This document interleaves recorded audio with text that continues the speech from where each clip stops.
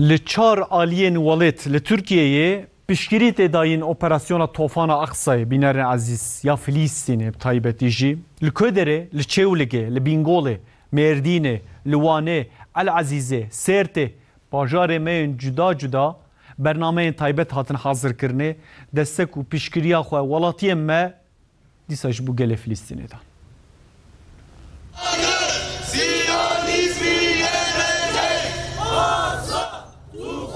لچولگه پلتفرما براتیا اسلامی و پشتوانیه جبوک و پشگریه بده فلسطینیان برنامه یک لدارخست.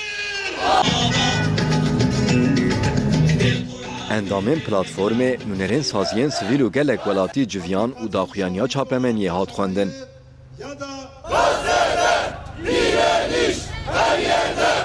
Biz yo hareketi ko zaf oldu, matba zaf bir sevinmiş bir neticeden Besilmone desine yine zaf birçok girdi çünkü buna rağmen Karis Siviloni bir sadece askeri hedef göret göz önünde.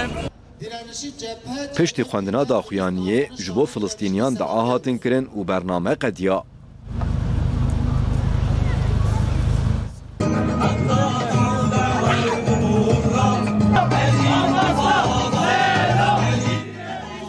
لمدیاتا مردین جی جالیه پلتفرما جواگا سویلا مدیاده و برنامه اکات ارگانیزه کرن. گلک ولاتی لبر مزگفتا و ایسالقرانی جویان و بدروشمان پشگری دان فلسطینی. tabii kafir Amerika Avrupa لقاشه مسلمان ابونه یک بیجن امی علیکاریه ج اسرائیل لکن همجی مسلمان بین بگن یک و علیکاریه برای خوی غزه برای خوی فلسطین بگن خدای تعالی نصرت بده و خدای تعالی واسر بلند که ملت ودج ملت فلسطین جیل بروا مجادله دکن جبو عرض خوش بو ولات خوش بو ملت خو مجادله دکن شر دکن امجی ایروج بو آریکاری جواره بکن بو دستک آخ اعلام بکن جواره هم لفدری کن بون مرتضی سکنرین yardım eyle Allah'ım. Amin. پشتی داخویانیا چاپمنیه جبو فلسطینیان دا آهاتن کرن. Ümmetin birliğini bozmak isteyen hainlere karşı.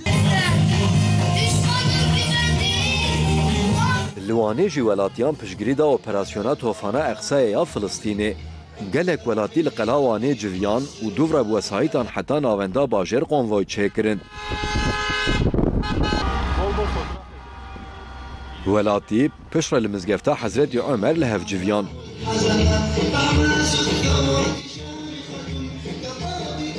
ایرو جاره کدی تری عزتا مسلمانا در کتا پیش جاره کدی تری زلتا سیونیستا مبچع خودی بیزراویتیا وانا که او قوتی کد گوتن او افسانه کد گوتن او حمی کد ضرود در کتن الحمدلله مسلمان بوینا که کیف خوش بونا پشتی خواندنا قرآنا پیرو